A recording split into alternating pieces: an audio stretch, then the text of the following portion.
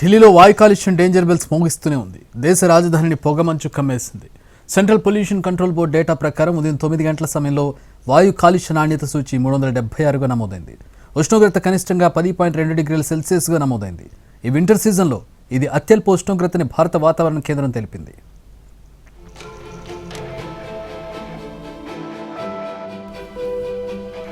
ఢిల్లీలోని చాలా ప్రాంతాల్లో ఇప్పటికీ కాలుష్య కోరల్లో చిక్కుకొని ఉన్నాయి.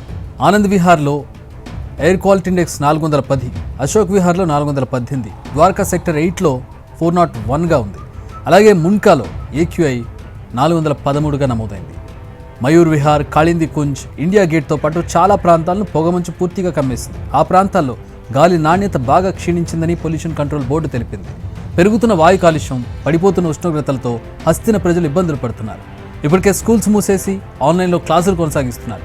వాయు కాలుష్యం పెరుగుతుండటంతో పిల్లలు, వృద్ధులు అప్రమత్తంగా ఉండాలని వైద్యులు సూచిస్తున్నారు.